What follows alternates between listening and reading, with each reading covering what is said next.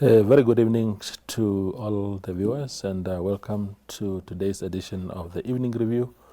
My name is Toiwan Jabela, your host. Tonight we are joined by Eben de Klerk, who is a consultant for the Economic Policy Research Association, EPRA, which has just released a report with the headline, or title rather, Taking Stock After 25 Years of Affirmative Action in Namibia, Stairway to Equality Heaven or Highway to Rent-Seeking Hell. Thank you, Eben, for making time. This is some report, very thick too. If you can give us a bit of a summary really of what it is about. Thanks, Oyo. Thank you very much for having me. So last year in September, two regulations came out, one in terms of the Affirmative Action Employment Act and one in terms of the Employment Services Act, whereby employers who previously employed 25 persons or more had to comply with those two laws. The loop has now been expanded to also increase the employers. We now employ 10 or more employees who must now fully comply with those two legislations. That obviously sent quite strong ripples through the business community, through private sector. Just immediately you have to understand that there's now far more businesses, thousands of more businesses that will have to incur further costs and have more compliance requirements put on them to be able to do business, and if they don't, it's a criminal offense in both instances. So EPRA decided to conduct some research into this, to see whether the policy's direction is rational, whether it's necessary, and whether it will benefit our country. So the report is the result, essentially, of that research, and it was released just yesterday. Wonderful. Yeah. The key findings, some of the findings? Okay, we looked at quite a lot of sources in terms of informing us, and eventually went into direction of, generally, is affirmative action policy still rational and needed for our country? We came to the conclusion that it is not, based on the actual data, and based on the data from the Employment Equity Commissioner's report in 2018 itself. That was the last report that was issued. We did a survey amongst businesses, very, very strong feeling, 90% plus, in some instances 100% agreed that it will increase the cost of doing business. It will definitely increase the compliance requirements, and it will hamper, crucially, two crucial things. It will hamper business growth, because the more compliance and costs, the more you stifle growth, and you stifle the economy, and you stifle the investment. One of the major issues that came out is that the government forces these businesses to first consider candidates, employees that's registered on the government portal, the employment portal. And that naturally means that any person who, by private sector employment agencies or some other means, can get a job, is now discriminated against, because he must stand in the back of the line until the government has said, here's our candidates, you have to first consider them.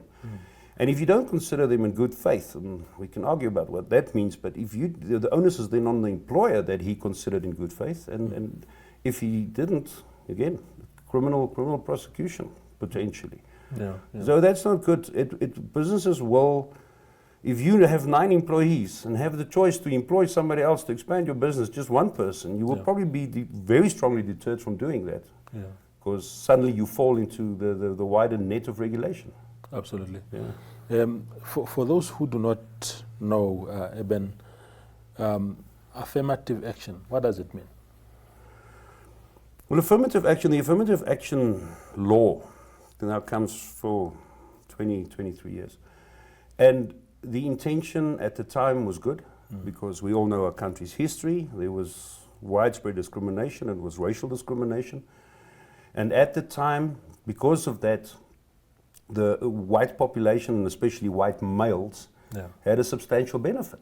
They were given a benefit for long, so they obviously still sat with that benefit. So the affirmative action law at the time aimed at redressing that, rightly so at the time as well, to take all groups that were previously discriminated against and give them a bit of a better chance to get to the level of advantage that white, especially white males had.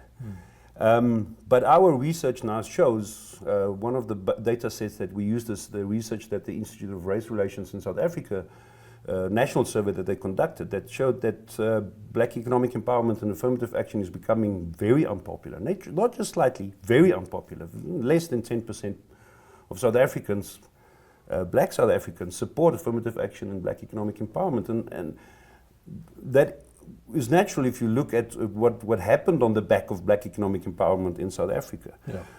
We haven't done that type of research in Namibia. I can't see that it's going to be very different.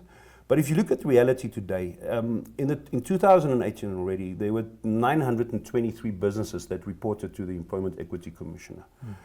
On average, well, a total of 277,735 employees were reported on through those 922 businesses. On average, those businesses or employers employ 300 employees. Of those 300 employees, on average, 6.5 of the 300 is white.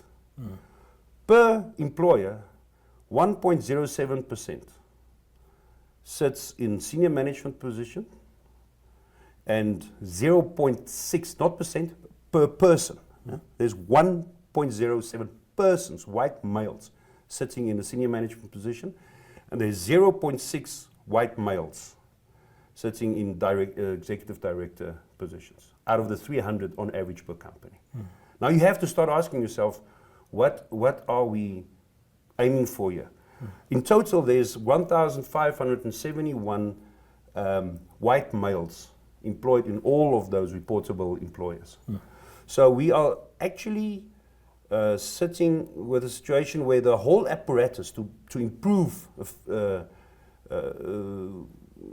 equality amongst designated groups is actually aimed at only over 1,500 white males who are now effectively in that senior management and executive director positions.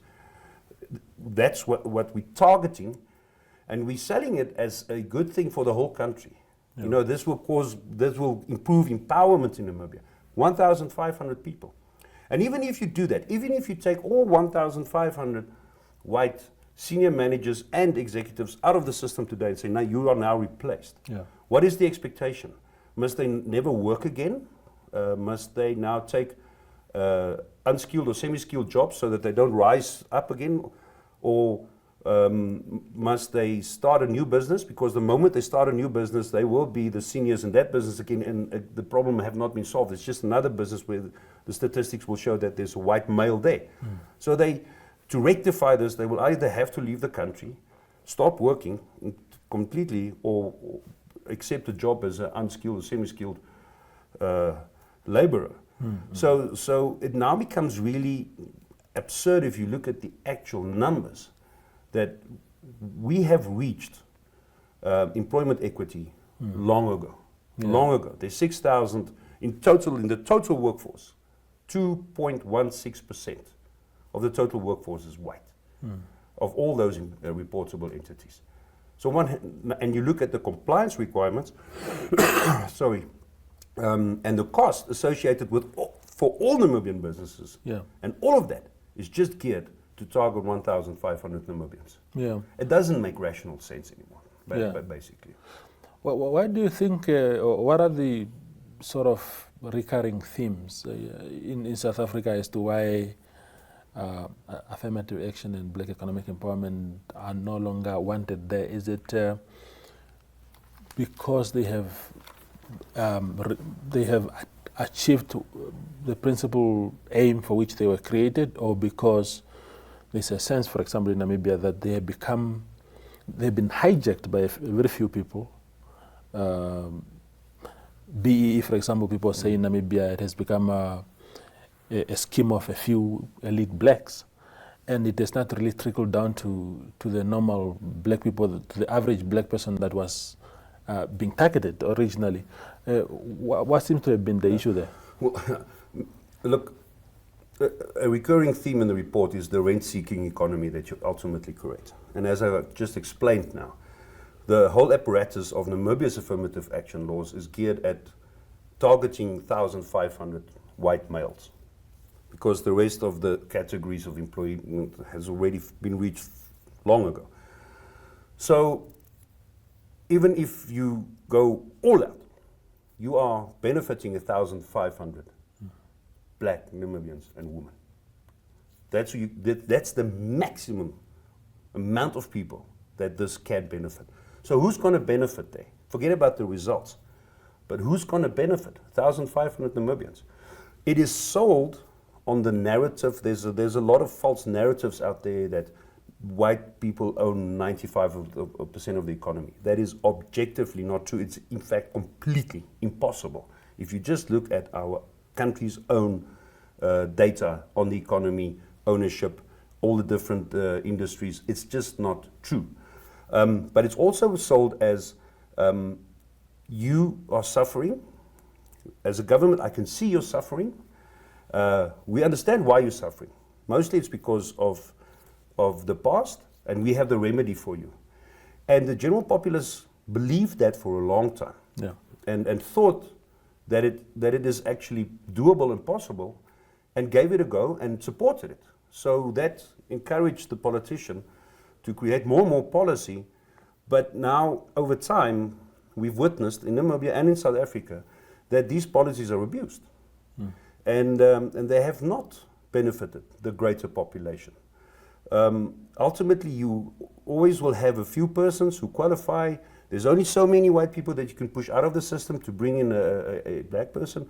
You cannot say to 2 million black Namibians, we're going to empower you. It's just not possible. There's not enough to empower them, even if you would chase all white Namibians out of the country today and give all their assets to previously disadvantaged, racially disadvantaged Namibians. It will make no difference to the people who stay behind. It will absolutely make the difference. The scales are just not big enough. But the policies are still being pushed because of political gain. There's obviously a lot of political gain. And as our research also showed, that there's a major concern that, again, this government employment system is open for abuse. Because the moment you have a loop that you must go through in terms of doing business, there's a person at the other side of the desk that must give you a license, that must give you approval, that must approve your empowerment plan before you may go ahead, and so forth. That becomes open for bribes. The persons who are registered on this, the employees or job seekers, may start giving a little bit of a kickback if they get pushed first, or being seen as being provided as the only available candidate with certain skills. Persons can even start sifting through those CVs and say, well, I'm going to keep the better skills one for my brother's business because he's going to need them, and the others not to the other businesses. So the whole system leans itself towards more corruption, more nepotism, more favoritism.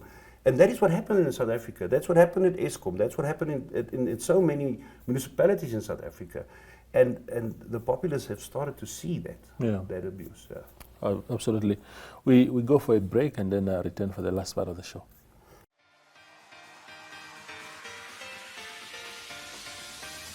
Flex is a health and fitness show that focuses on mind, body, and spirit. Flex aims to reach all audiences that would love to focus on the health of the mind, body, and spirit. The show is broadcasted on NTV, 1up2.com, and cross-shared on the following Facebook platforms: The Republican, Algemene Zeitung, Namibian Sun, Namibian Media Holdings, Sportsrec, Irongo, MyZone, We, and Ewi. Flex focuses on daily fitness, where we will be flexing our muscles, wellness interviews where we will be flexing our mind. For editorial and advertising queries, please contact zone@synergy.com.na.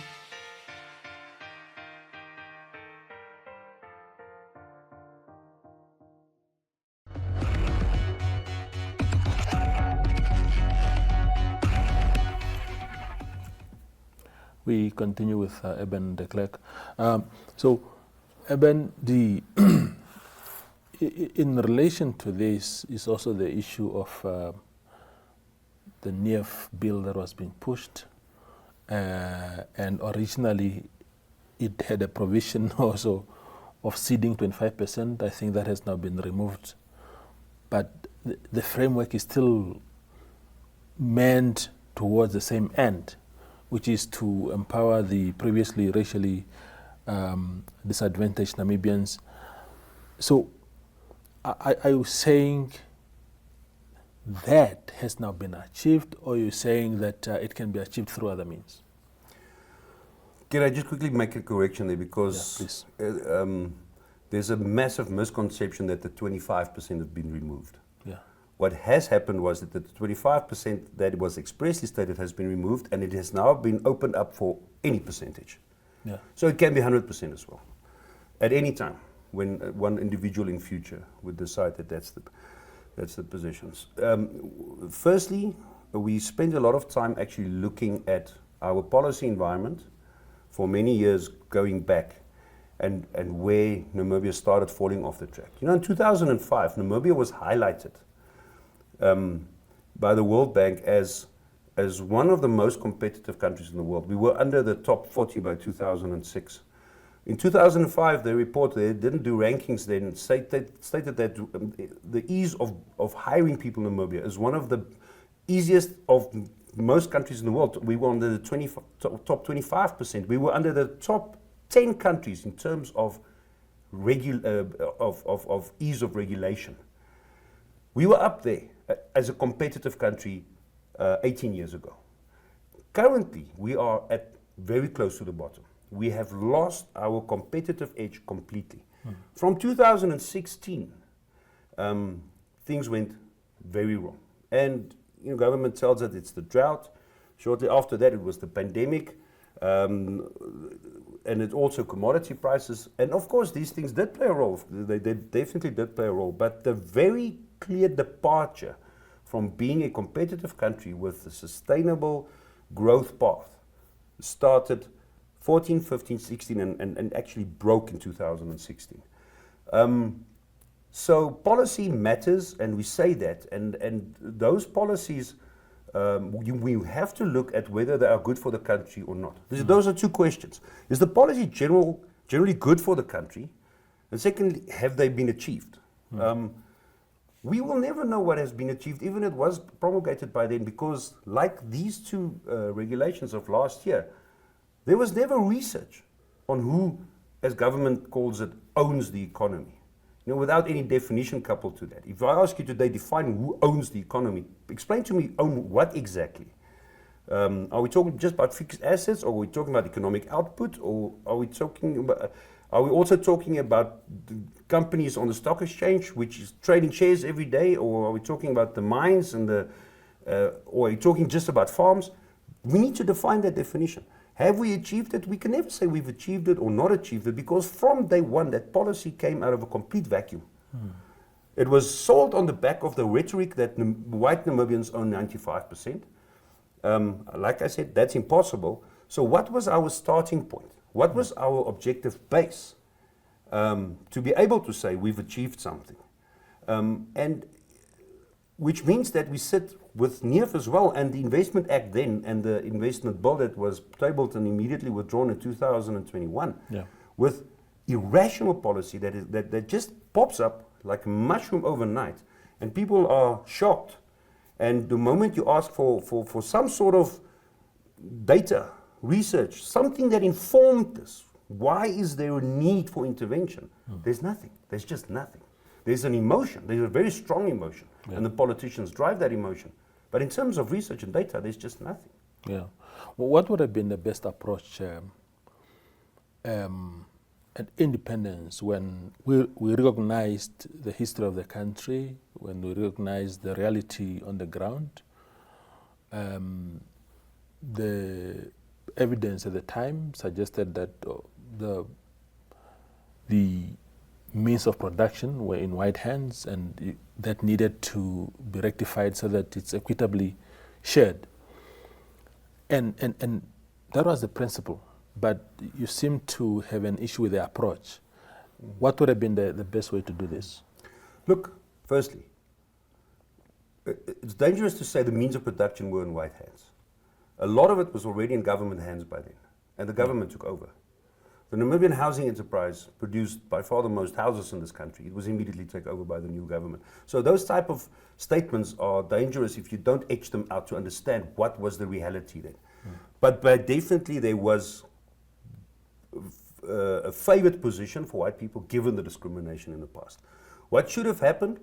It's easier now today to answer that question because in 1990 we didn't have the answers.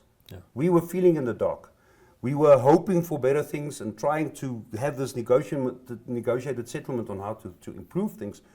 And we knew that there was discrimination, and we knew that we had to do everything to get that discrimination out there. Yeah. But now, in 2023, we look back, we look at the gains that we've made in our country. Like I say, the Namibian employment environment is now 2.1% white. Yeah. Okay. So the means of production cannot possibly be in the hands of white people anymore. Yes, there's a lot of white people owning small businesses, medium-sized businesses, but the opportunities, the equitableness that one would expect in an open economy is there. Yeah. We invest a massive amount in our education, in our universities, who are supposed to, and we are in the top 5, if not the second or third highest in the world in terms of our GDP expenditure on education. Our education outcomes are extremely poor. Those are the structural problems that we need to edge out before we just go to a little hill over Katatura and say, look at how the people are living. This type of legislation, and NIF and the investment bill trying to discriminate against certain portions to help those people will never help them. It cannot possibly help them. So our inequality is too big. The inequality amongst certain, apart from the white people, certain other minority groups might, and majority group perhaps, might be far, far larger than our current inequality in terms of black and white. So those are the questions that you must ask. Did we do the right thing then? What should we have done? I don't think we did the wrong thing. I think we did the right things then. Our economy, our country boomed. If you look at our economic figures after 1990, we just climbed. Jobs were created. Growth was there. The world came to us for business. We did the right thing at the time. The question is not what should we have done then. The question is, we now also witness for many years massive unemployment and unemployment increasing. Remember, unemployment decreased substantially. The economy grew. We had new universities, new university intake. The schools were open for everybody. It was going well under the current, under the policy environment then. So I can't see that we did anything wrong. But we have to stop at one stage and say, okay, we've now made a mistake. For how long are we going to, well, in recent years we started making mistakes. How long are we going to repeat those mistakes just because we invested so much in them? And we are now dangerously walking a tightrope in terms of economic growth. It's really nice that they discovered oil. It wasn't out of our own doing. It was always been there. And there's a lot of hope. I have a lot of hope for that it will be very beneficial for our country. I don't have that optimism for the green hydrogen, but there's definitely a lot of things that can be very favorable for us. Yeah.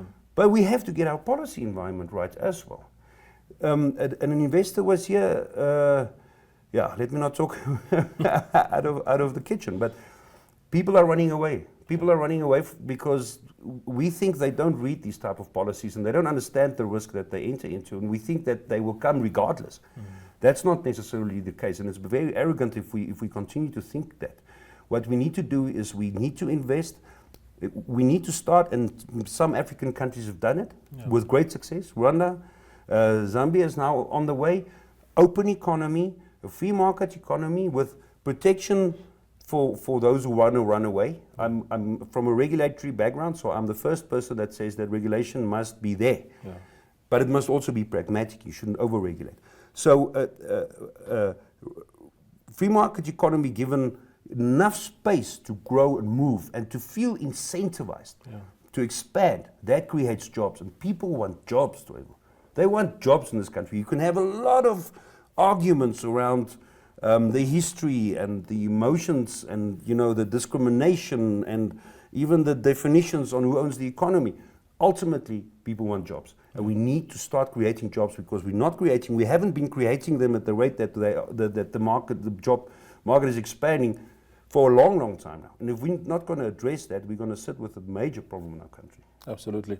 Yeah. In closing, Eben, the report, where can it be found?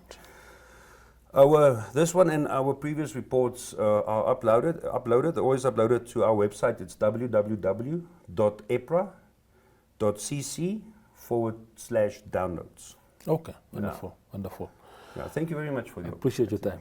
Yeah, thank you very much. Yeah, that was tonight's show with Eben de Klerk. Thank you for watching.